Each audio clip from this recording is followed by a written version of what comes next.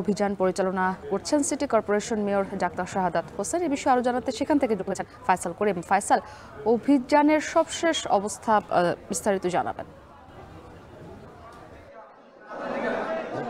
নতুন মেয়র যিনি দায়িত্ব নিয়েছেন তারপর থেকে তিনি বেশ কিছু ঘোষণা দিয়েছেন, বেশ কিছু পদক্ষেপের কথা জানিয়েছেন। তার মধ্যে উল্লেখযোগ্য হলো ডেঙ্গুর বিরুদ্ধে সচেতনতা, এলাকায় এলাকায় গিয়ে তিনি ডেঙ্গু নিয়ে সচেতনতা তৈরি করবেন বলে ঘোষণা দিয়েছিলেন। এবং বিশেষ করে যারা আওয়ামী লীগ সরকারের আমলে যেসব নিয়োগ অনিয়মের মাধ্যমে হয়েছে সেগুলো তিনি যাচাই বাছাই করার জন্য এলাকায় এলাকায় গিয়ে যারা পরিচ্ছন্ন কর্মী আছেন তাদের যে কার্যক্রম সেটি তদারকি করার ঘোষণা দিয়েছিলেন।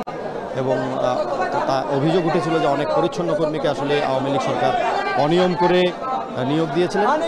সেই কারণে চট্টগ্রামের চকবাজার ওয়ার্ডে তিনি এসেছেন, বিশেষ পরিচ্ছন্ন অভিযান চালাবেন। তবে তার আগে আমরা যেটি দেখছি, ওয়ার্ড কার্যালয়ে এসে তিনি এখানে যারা পরিচ্ছন্ন কর্মী আছেন তাদের হাজিরা নিচ্ছেন এবং সবাই উপস্থিত আছে কিনা সেটি যাচাই বাছাই করছেন।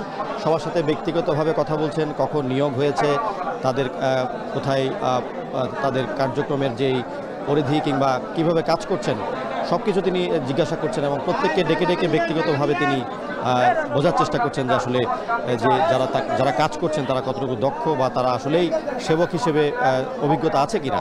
এবং আমরা যেটা দেখছি যে এখানে শতাধিক সেবক উপস্থিত হয়েছেন সকাল থেকে এবং তাদেরকে একে একে ডেকে এখানে তিনি হাজিরা নিচ্ছেন। অন্যান্য সিটি কর্পোরেশন অন্যান্য কর্মকর্তারা আছেন এবং এরপরে তিনি আসলে পরিচ্ছন্ন অভিযান শুরু করবেন। চকবাজার যে কাঁচা বাজার আছে সেই কাঁচা বাজারের বিশেষ পরিচ্ছন্নতা অভিযান মেয়র উদ্বোধন করবেন। এবং এখানে আসলে মূলত যে বিষয়টি গুরুত্ব দেওয়া হচ্ছে যে আসলে চকবাজারের বাজারের কারণে আসলে এই এলাকায় যে নালা নর্দমাগুলো আছে, খালগুলো আছে, সেগুলোতে প্রচুর পলিথিন কিংবা যে ককশিট সেগুলোর উপস্থিতি আছে এবং বাজার থেকে প্রচুর ককশিট বা পলিথিন কিন্তু নর্দমা বা নালায় ফেলা হয় এবং এই কারণে চকবাজার এলাকাটি আসলে জলাবদ্ধতার জন্য বিশেষভাবে পরিচিত।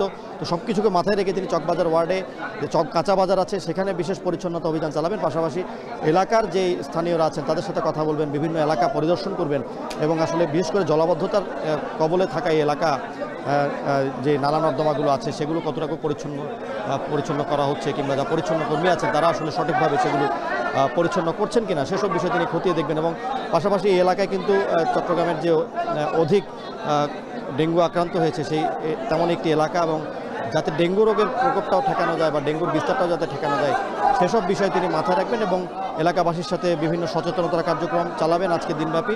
এবং আমরা যেটা দেখছি যে আসলে এখন তিনি পরিচ্ছন্ন যারা কর্মী আছেন তাদের সাথে এক ধরনের হাজিরা কর্মসূচি অংশ নিচ্ছেন।